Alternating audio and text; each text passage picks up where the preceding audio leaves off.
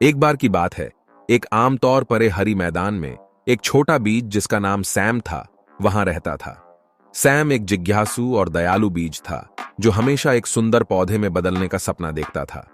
एक सूर्यमय दिन, एक मजबूत हवा बागीचे से हटते हुए सैम को अपने घर से दूर ले गई।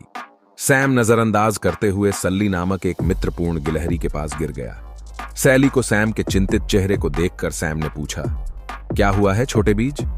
सैम ने इसका सपना पौधे का बनने का बताया, लेकिन यह अपने घर के बिना न समझ रहा था। सैली मुस्कान की ओर बोली, चिंता न करो प्यारे बीज, मैं तुम्हें एक उत्कृष्ट स्थान ढूंढने में मदद करूंगी। सैली ने सैम को अपनी पीठ पर ले जाकर और उपयुक्त स्थान ढूंढने के लिए मैदान में खोज की।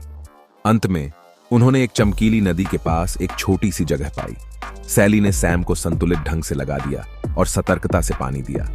दिनों हफ्तों में सैम धीरे धीरे एक छोटी सी पौधी में बदल गया, जिसमें जीवंत हरे पत्ते थे। सैली ने निरंतर आगंतुकता की भावना बनाए रखने के लिए आगंतुकता की आवाज सुनाई। एक दिन एक तेज तूफान आया और पौधी डर से कांप उठी, लेकिन सैली उसके पास खड़ी थी, सहारा प्रदान करते हुए।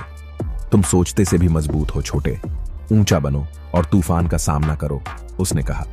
सैली की सलाह का अनुसरण करते हुए पौधी मजबूत थी, जिसकी जड़ें उसे मजबूती से बागीचे में अंकित कर रही थीं। तूफान गुजर गया और वृक्ष और ताकतवर हो गया। सैम अपनी समर्पणशीलता पर आश्चर्यचकित था। साल बीतते गए और पौधे रंगीन फूलों और हरे फलों की एक दिव्यमयी पेड़ी में परिवर्तित हुआ।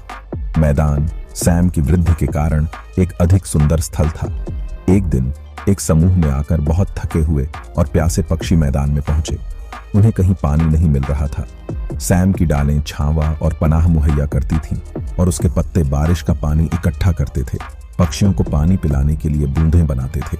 प्यारे होने के लिए सैम की भद्रता के लिए आभारी पक्षियों ने खुशी के गाने गाए और अन्य प्राणियों को आकर्षित किया। सैम का पेड़ जीवन का एक केंद्र बिंदु बन गया। सब कुछ इसके नाजुक आरंभ और एक दयालु गिलहरी की मदद के कारण हुआ।